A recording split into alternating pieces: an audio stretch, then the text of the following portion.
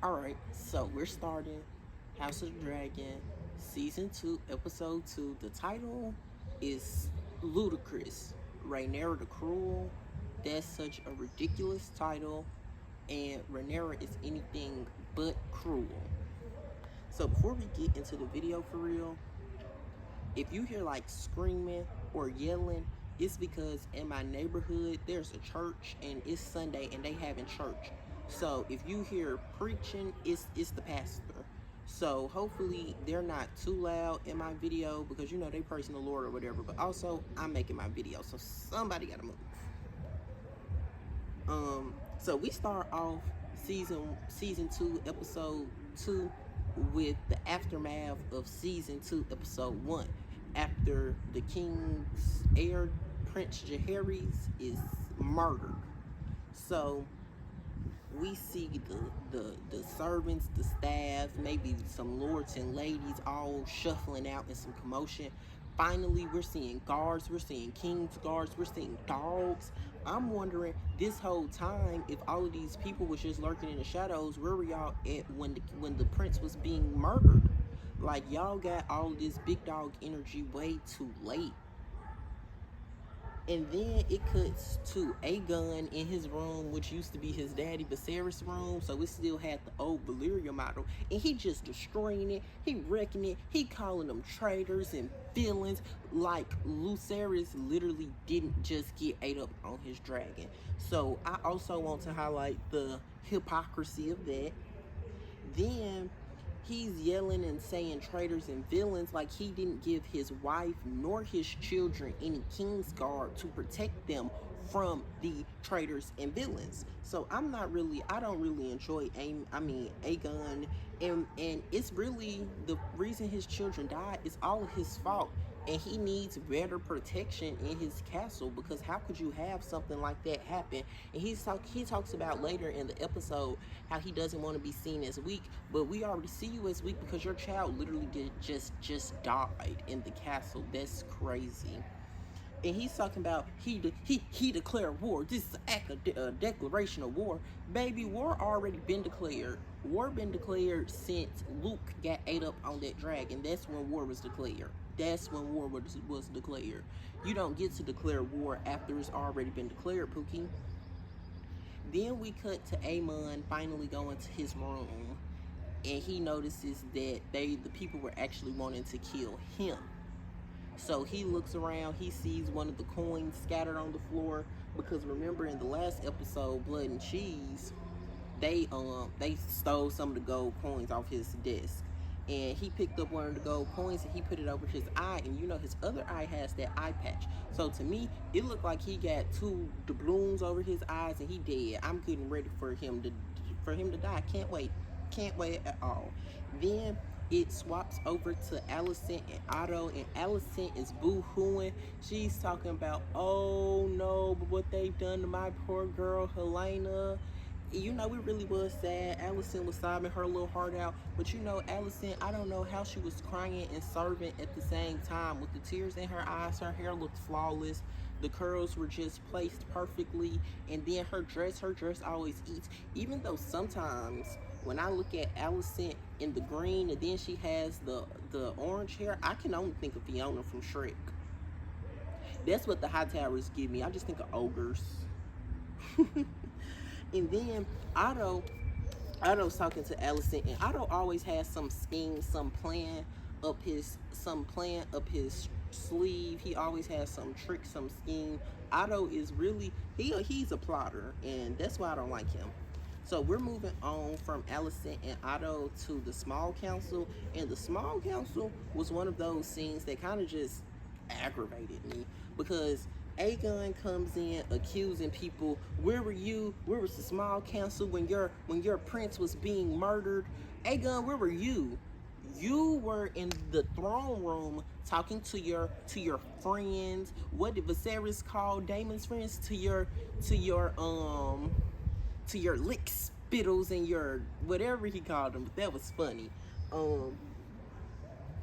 Aegon was up there talking to his friends about whatever name he was gonna have, wanted to be, not wanting to be the magnanimous, but he got time to accuse other people of not doing their duties to protect his family. Okay.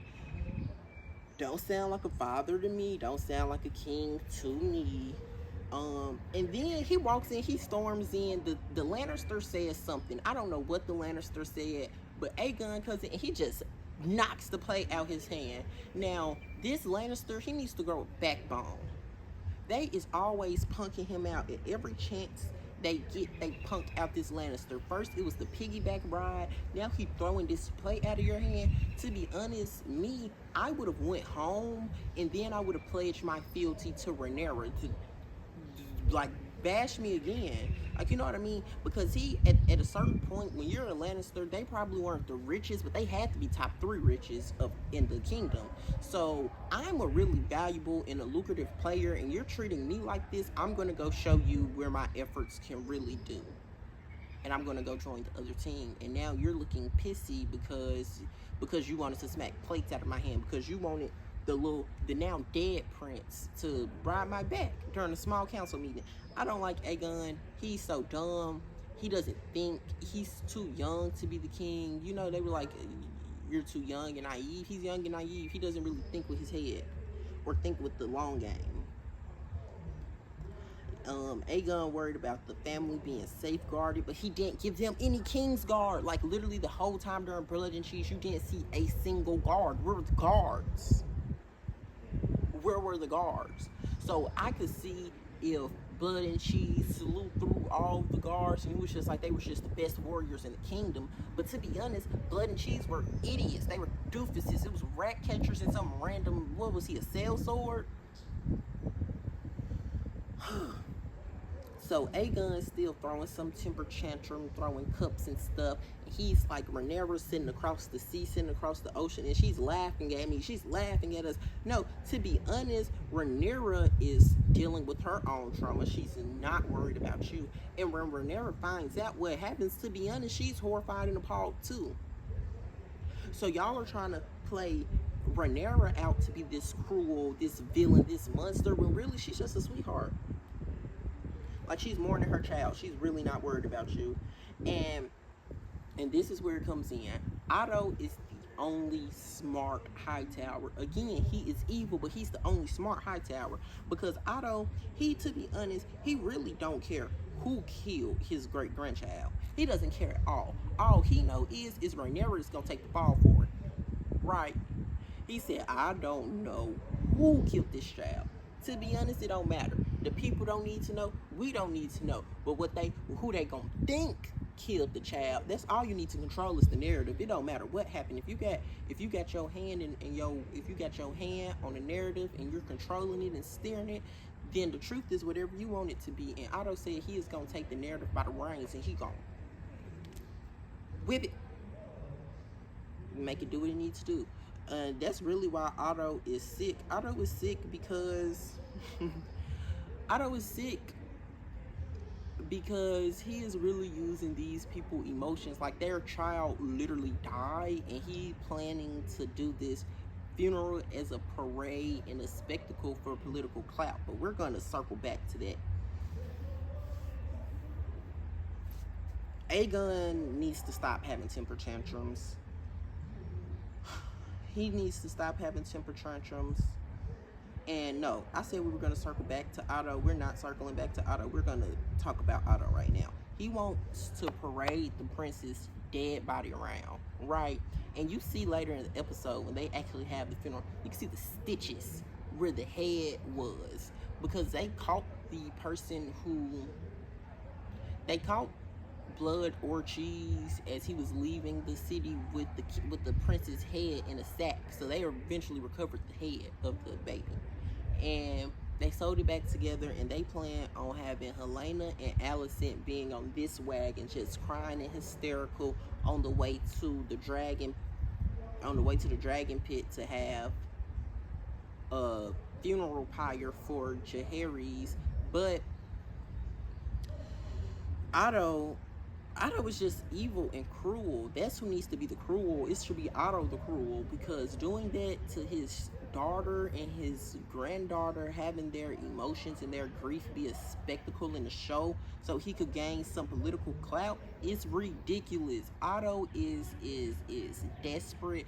To be honest, you really see how Otto is the second son, or not even the second son, not the first son. He's the younger son, because he has to do everything in his power to grip and to gain more power, because he really doesn't have anything. It's not like he's set to inherit Old Town. He's not the oldest. So he has to plot out his own way to success and wealth and power. And the only way he can do it is by exploiting his children and offspring. And now we're at the funeral. No, we're not at the funeral. I'm sorry. We are leaving the small council in Helena. We're with Helena. Helena is distraught. Now, the first thing I noticed, to be honest, was Helena had on this beautiful blue dress. Like, her gown was gorgeous, gorgeous, gorgeous, gorgeous gowns. Helena was just like her mama. She is distraught. She's crying, but her eyes are so pretty, and her dress was so cute. Her dress was so cute. Her face is serving. Her card is always there. I want to know how all of these people can serve face in such grief, mournful, such stressful times. And then Alicent is telling Helena about the plans for this funeral, and Helena's like, I don't want to do this at all. Alicent's like, no, it's going to be so the people can feel closer. Helena's like, I don't want these people closer to me. I don't know them. I don't know them. And really, to be honest, Helena, that was real. That was real. Like, Helena is nothing but real. She's going to serve cunt, and she's going to give you some prophecy. She's going to play with her weird bugs, and she's going to, like, play with her kids. Like, what else do you want? She's a mother. And she has her weird hobbies.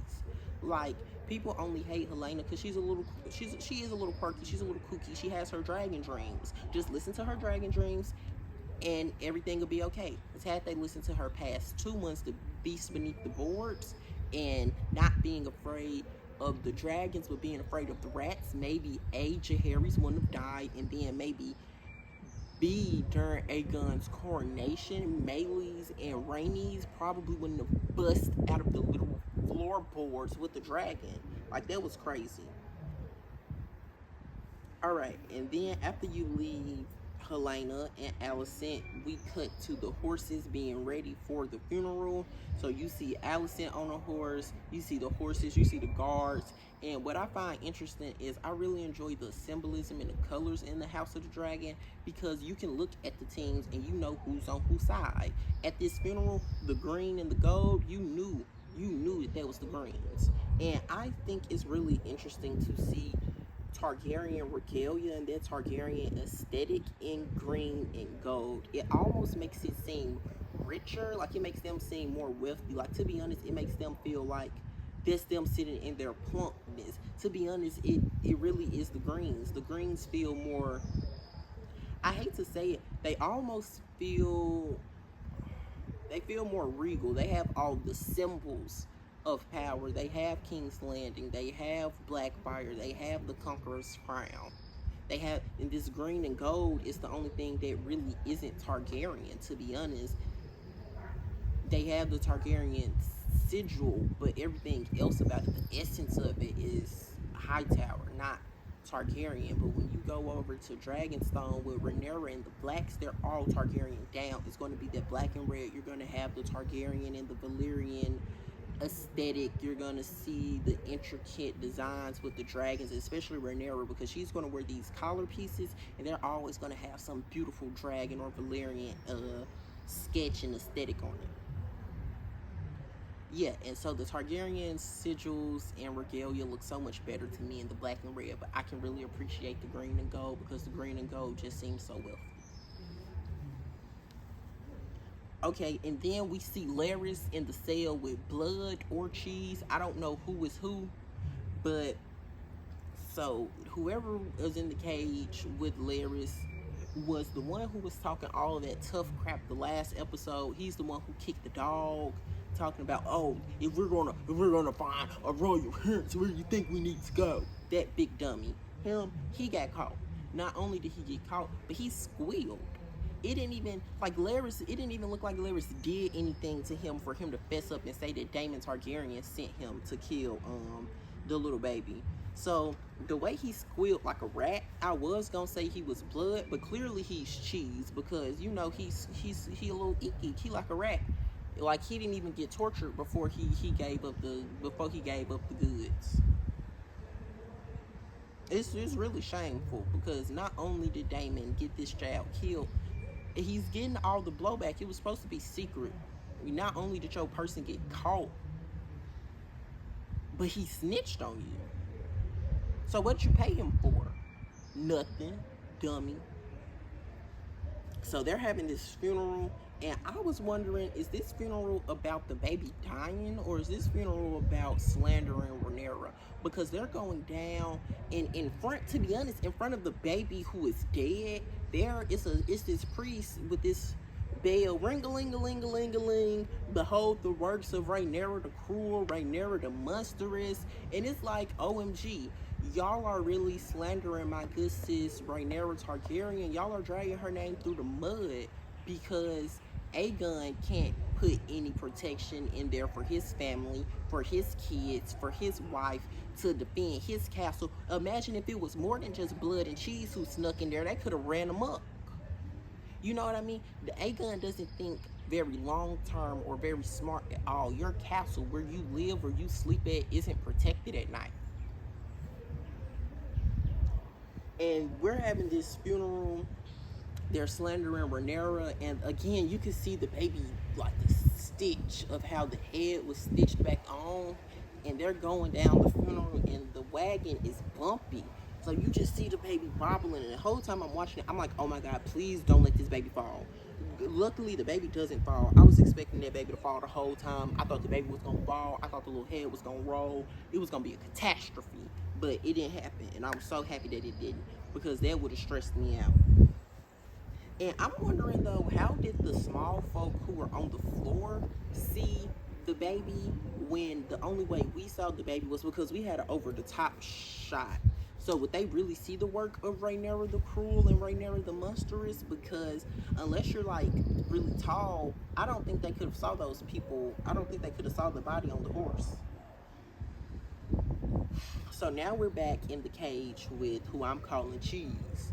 But this time, Aegon is in there with him. And Aegon got this big old stick. Some big stick, some big weapon. It's almost like a mace. And he just whack him. He just go thwack and hit him. Now, I think Aegon should have took his time. Right?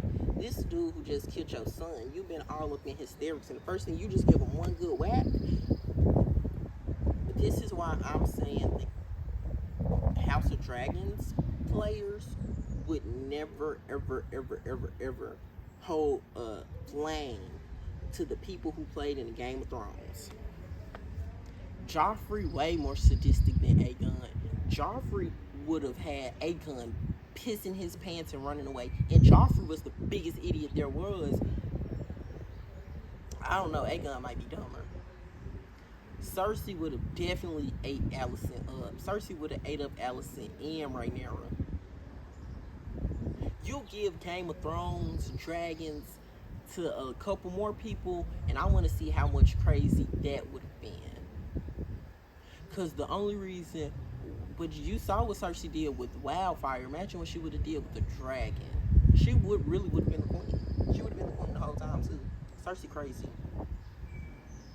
I think she crazier than Tywin too. Everybody talk about Tywin, but I think Cersei the craziest Lannister. She'll get it done.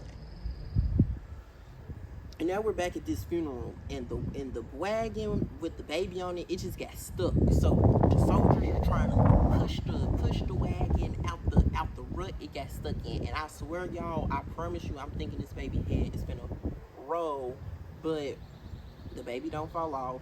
And while this is happening, Helaena is having a panic attack. Helaena is having a panic attack, and all of these people are reaching out to her like this. And the way I saw the people reaching out to her, not only were the people reaching out to her, but Helena has already said, we already know, Helena said she don't want these people to be closer. She doesn't know them. And all of these people, these masses of people are just reaching out, trying to touch her and grab her. And that's overwhelming. And I can really see how overstimulating that is. Not only am I on my way to my son's funeral, my baby's funeral, but all of these people are reaching and grasping at me. And this is really this is a lot. And not only that, the people grabbing at her could really be I interpreted it in two ways. It could be like actually really horrifying, or it could be like, oh my god, the people really love her.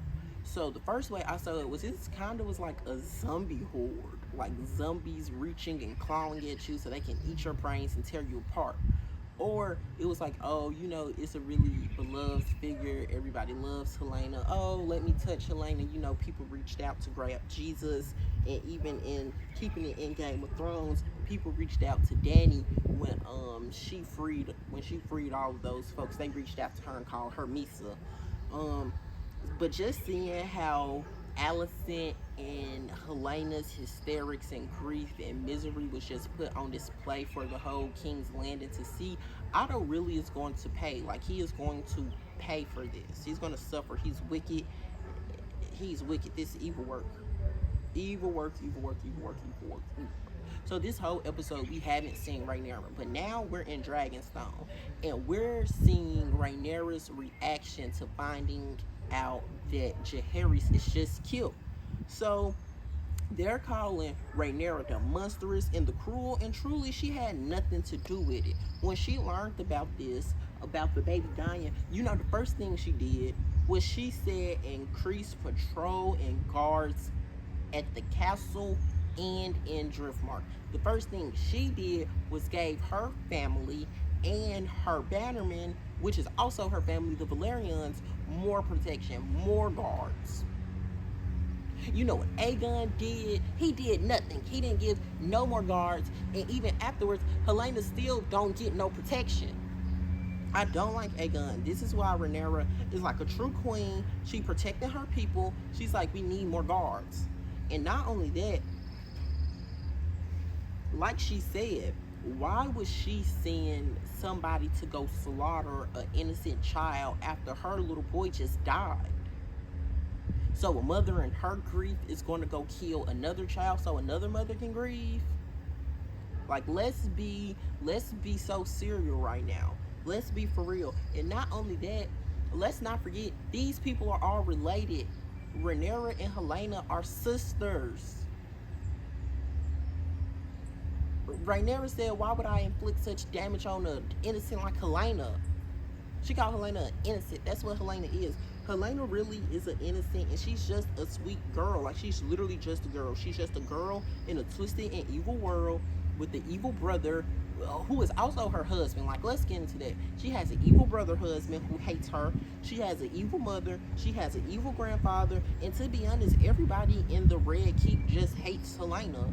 Because if they didn't hate her, she'd probably have some friends, right? Like, she's the queen and spends a lot of the time talking to herself, playing with her bugs, and maybe playing with her children. Not even her children, now her child. Because her other one died.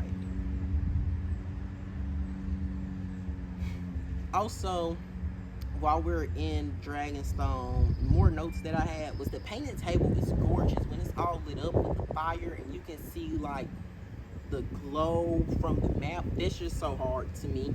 And Rhaenyra is always dressed down in her Targaryen aesthetic.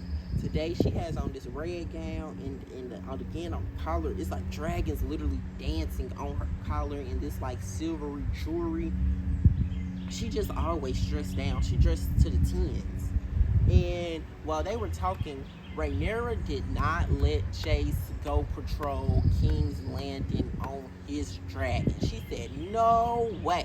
And I just thought that was so funny because later on, she lets Baela, Jace's wife, patrol King's Landing on her dragon. So Jace can't die, but his wife can. I don't know, Rhaenyra. I'm side-eyeing you just a little bit on that one. So after we leave Dragonstone, no, we didn't leave Dragonstone. We're still in Dragonstone. We leave the council they have.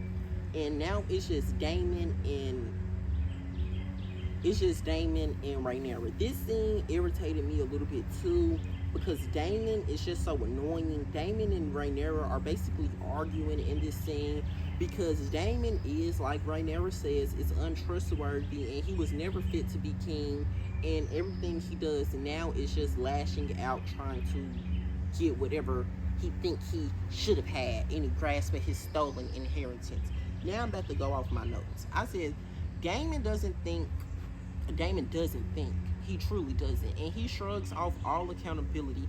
He's a goofy because he's so bloodthirsty. Like, you want to go kill people so bad. You want Aemon dead so bad. You want... Yeah, and the true goal was to kill Aemon. He was sloppy in that because Aemon didn't die. So they killed a little baby instead. And not only did they kill a little baby, they didn't even get away with it. They got caught at the gates. So Damon, in his hastiness, and his need for blood, goes and finds the two idiots he could find first, to go kill people. And he did a terrible job at it.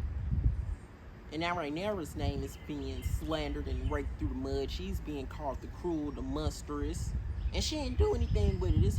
It's her rocks for brain husband. And she can't trust Daemon, and neither did her father. That's why Viserys didn't tell Daemon about the sun and ice and fire, because he wasn't trustworthy. She really clocked that tea. Rhaenyra really clocked Daemon's tea when she said, "Did you use me as a tool to just grasp at your stolen inheritance?" Because he got real mad after she said that. He started knocking cups off the tables and stuff, child. He was shaking the table. Ooh, look at him. He mad. He shaking the table. Then he get all up in her face and start touching her. I don't like Daemon, because even though he didn't choke her like he did the last season, that little caress, that wasn't a sweet and loving caress. That was a very aggressive caress. And Daemon is mad. Daemon mad that he not the king, but the only reason he not the king is because when Viserys had a male son when he was trying to, and the male son died after like 2 or 3 days, Daemon had a party and called him the heir for a day. That's why Daemon isn't the king.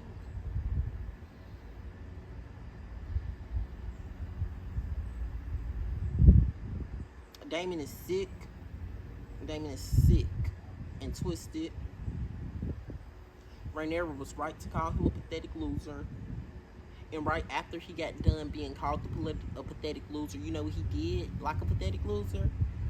He walked straight past his daughter and didn't say anything to her. Like a pathetic loser. You know, he's really, I'm telling you, he's contender for father of the, for terrible father of the year. Is I don't know what I said in the last video. Is Daemon Aegon or Aegon Daemon? To be honest, it's Aegon Daemon, because all Daemon biological kids still alive, I fear.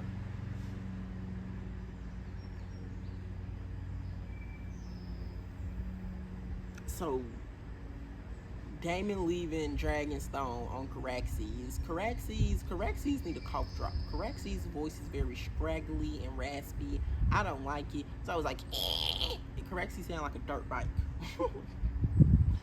So we're back in King's Landing and we're following Helaena. And Helaena only has 2 servants behind her, no guards, no King's guards. So even after the death of their son, Aegon still hasn't assigned any King's guard to Helaena, clearly showing that he hates her. Again, terrible husband of the year, terrible brother of the year, a terrible king of the year. Aegon sucks. So Helaena is walking, and then here comes Aegon. You know, Aegon has 2 King's guard walking with him though. And he just looks at her, she looks at him, and nobody says anything to each other. And you know, Helaena, once he walked by, Helaena just nodded her head like, bet. So I want to know what Helaena got up her sleeve. So to be honest, we can only stay tuned. And now, here is the part that really aggravated me. Every time I see Sir Criston Cole's face, it bothers me. It's just so smug and annoying, and you can really see how dumb he is and how empty his brain is just by looking at his face. He's such a rattle brain. Like, you can just shake him and he's just gonna go rattle because his brain is so small. It just gets tossed around up there. Then we cut to seeing all these bugs. We cut to seeing Alicent getting in the tub, right? So let's make some noise for Alicent. She's the only person we've seen this season watch that funky tail. Not only did she watch that tail once, she watched it twice. So Alicent a clean queen, right? Everybody else is funky. This even goes for the blacks too, because I have yet to see Rhaenyra take a bath. I ain't seen Jace take a bath. I sure ain't seen Damon take a bath. We ain't seen Otto take a bath. We ain't seen Kristen. You know Kristen don't take baths. Kristen roll around in the dirt. He eat mud for fun. But Alicent was kind of scaring me, dunking herself under the water like that. I think she's cosplaying death. I think Alicent may flirt with suicide every now and then, but then again, if I lived in the world that Alicent lived in, with the crazy kids that she has and the terrible father that she has and the terrible predicament that she's in, I want to kill myself too. Kristen walking up on Sir, I think that's Sir Eric, the twin that belongs to the Green. He bothering that man because the bottom of his cloak was dirty. Like, you didn't give him a second. He said it was a long night, and Kristen really just wants to be an accusatory. He just wants to be a butt face. I don't like Sir Kristen. He's talking about the white cloak is the symbol of our purity. Okay, the man's cloak, the bottom of his cloak was filthy. Not gonna lie. But Kristen talking about the cloaks being a symbol of our purity. If you want to talk about how pure you are, your cloak should be a dookie doodoo brown. Because you screwed the queen. Not only did you screw the queen when you first were anointed to the King's Guard by way of Rhaenyra Targaryen, who he loves to diminish at every point, like she didn't put him in the spot that he's in. He even had sex with her. So you've had sex with two royals talking about the white cloak is the symbol of our purity. You don't have any purity with his dookie brown cloak. Then he asks, where were you when the prince was murdered? Kristen, where were you where the prince was murdered? He know where he was at when the prince was murdered. Alicent know where he was at when the prince was murdered. Helaena know where he was at when the prince was murdered. And everybody who watched the show know where he was at when the prince was murdered. We know True T. And he's going around harassing the other King's Guard about where they were when he was screwing. I don't like that. And then we come to further find out that Aegon is a terrible brother, king, and husband, and father, because turns out Helaena does have King's Guard. Guess what Aegon did with Helena's King's Guard, though? He said, hey, I'm going to be in the throne room. I'm having some buddies down there. We're going to drink. We're going to have a couple cups of ale, and we're going to yap. We're going to have kiki. So he had Helena's King's Guard down there with him. He's having himself and his friends protected while his son and heir is being slaughtered. So Aegon is a terrible king, terrible father, terrible brother, terrible husband. He's just terrible all around. He's not even a good person. I don't even think Aegon likes himself. Kristen is crazy for blaming that on the twin, saying that he wasn't at his post, but the king told him to be somewhere else. Kristen does not outrank the king. I need him to understand that. And I truly cannot wait to see Sir Kristen Cole, the clueless cunt. And I do not mean cunt in a fun way. I mean cunt very derogatory. Can't wait to see Sir Kristen Cole, the clueless cunt commander of the King's Guard. Can't wait to see Rattle Brain Kristen die. Can't wait for him to die. Then he thinks he can only send one person, one lone King's Guard to kill Rhaenyra. Like, you're the Lord Commander, and you think you can send one person to infiltrate an entire castle to kill the queen. Is this even in the Lord Commander's, like, rule of duties? You know, I'm a political science major, so I want to know who gave him the power for that. Like, is that in his rules? Is there, I'm sure there is no constitution, but there are laws. Like, what law gave him the ability to do that? Like, where's your right? Kristen is just a big fat raging idiot, and I don't know what else to say.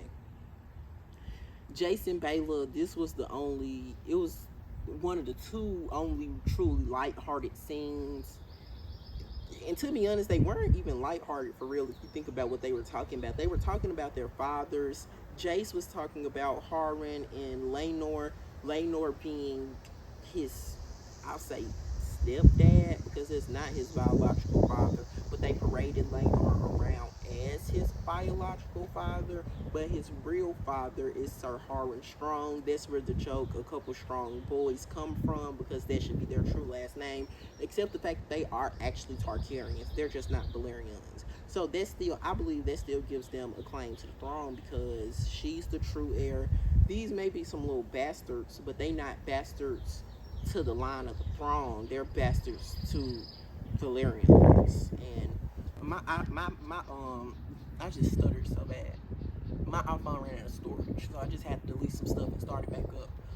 But I think the last thing I talked about was that Rhaenyra's kids are true-born Targaryens, but they're bastard Valyrians. So that shouldn't have anything to do with their Targaryen inheritance. And because this episode, I think before my phone ran out of storage, it was pushing 36 minutes, so I'm gonna speed through some of this stuff. Like Aemond in that brothel. Aemond is weird looking. He's scraggly like a rat. He has that weird eye. He has mommy issues. He was bullied as a little kid, and I fear all he needs is therapy. Riding Vhagar in his scary appearance is just overcompensation for his mommy issues and for his terrible childhood. And then he says he was sorry about all of that business for killing Luce, but he told that to some whore. The whore isn't going to fix anything. If he really sorry, he needs to send some letter to Rhaenyra, or maybe he can go fly off. Maybe he can go fly really high with Vhagar and jump off. That'll probably solve a few things. And then in Driftmark, it's the same black guy who talked with Corlys last episode. I want them to explore these people more. I think they're the Hulls, but I never really heard of them, and I'm kind of tired of them just talking. I'm ready for them to do something and interact with important people, because right now it's just like, oh, there go the black people. Corlys and Rhaenys are talking. They seem like really one of the two only healthy couples on the show.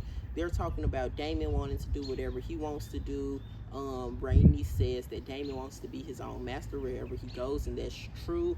Corlys is like, well, he did get skipped over with the crown, but everybody in that room knew what it felt like to be passed over with a title, because Rhaenys and Corlys were both married at the time of the petition to see whether or not Rhaenys or Viserys were going to be the next ruler of the Iron Throne. Then we go back to King's Land. No, we are still with the blacks. It's Rhaenyra. She talks to the spider lady, the lady who was married to Daemon. And I didn't really have much thoughts about that. It was an interesting conversation. They were basically talking about Daemon being weird. Not only Daemon being weird, but Daemon being like a liar too, and just randomly leaving all the time.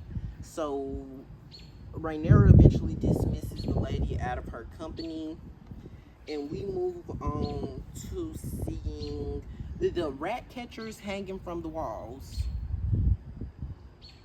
That was just truly shocking. I didn't expect to see the rat hangers hanging from the wall, and we can see the man who I've been calling Cheese hanging, because to be honest, Cheese deserved nothing good, but the fact that you could still recognize Cheese's face after what he did is shocking to me, because I know I call these people evil and twisted, but Cheese is definitely one of the people who deserved evil and twisted things done to him. and he didn't catch it as bad as he should have. So I guess congrats to Cheese for only being hung after killing the prince.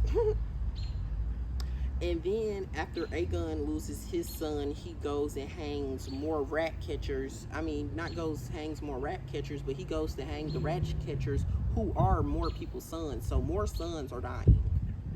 Sons are just dropping left and right. Okay, and here was the funniest scene in the whole show. Otto versus Kristen and Aegon. So this starts off with Otto walking in, asking Aegon, "What did you do to the rat catchers?" And Otto is like, Otto is like, "What did you do with the rat catchers? Like, what did you do?" And Aegon goes, "I hung them all." Aegon, you can kind of, Otto, you can kind of see the look on his face. He's finally like settled in that, like, oh my God, my grandson is an idiot, and so is the commander of the Kingsguard. So that's what Otto does. Otto calls Aegon what he is, and he calls him an idiot.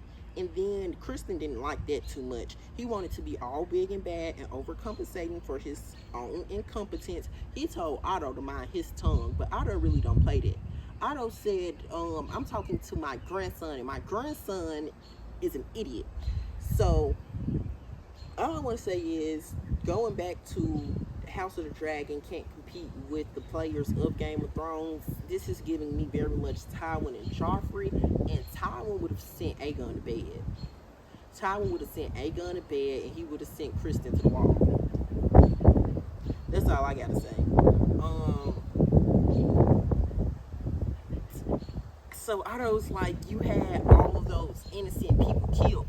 Aegon goes, in one guilty one, and that made me holler. I screamed, I hooted, and I laughed so hard because it's so funny. They're really having this, like, this is truly a serious moment, because Otto literally just had Alicent and Helena's grief and hysteria on display for the whole realm to see, along with the baby who was just slayed in the castle while he was sleeping.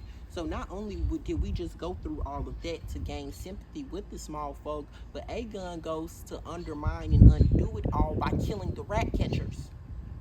Does he not think? Obviously he doesn't. And then Aegon goes to say some other slick comment about, instead of sitting here and doing nothing, I want to spill blood. I don't want to spill any more ink. You won't act. The Sir Kristen Cole has acted. And when he said that, Otto gave, he did a nasty head turn. He was like this, and he said, "And what has Sir Kristen Cole done?" And no, truly, Otto, what has Sir Kristen Cole done? We can answer that a multitude of ways, but the more specific version that Otto was looking for was Sir Kristen sent Sir Eric to go to Dragonstone to slay Rhaenyra in her own halls alone. Aegon goes so far to say that he's pretending to be his own twin and that it's brilliant. Now, if we haven't learned anything from the past 2 episodes, it's that Aegon and both Kristen are idiots. Idiots, idiots, idiots, idiots, idiots. 2 idiots telling each other exactly. They have 2 brain cells evenly divided between the both of them. That means Aegon has one and Kristen has one. They put both of them together. They said, "You know what? This is the best plan we got. It's brilliant." And they're just so numb. So Otto, being the only smart person, he's like, "Oh my God, I'm surrounded by idiots." He's like, "Gods help us." He literally says, "Gods help us." And he was on his way out.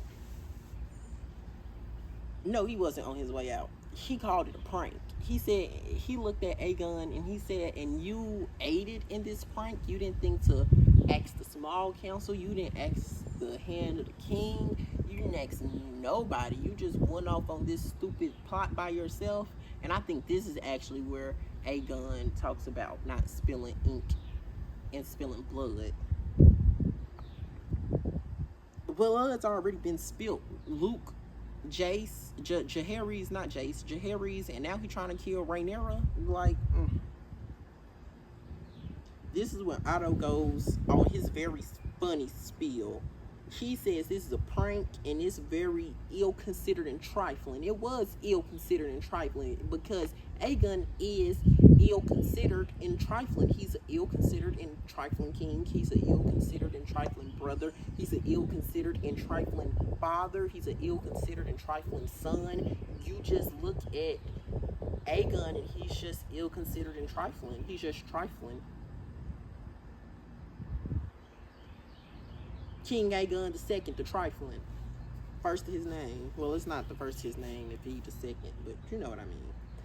Otto talks about, he even starts having a wet dream about Viserys, talking about his dignity, his forbearance, and his judiciousness. The point where you have Otto reminiscing about the reign of Viserys is ludicrous to me. And after Otto, you know, Otto really tried to do his big one, but Aegon did his bigger one, and he made Kristen the Hand of the King.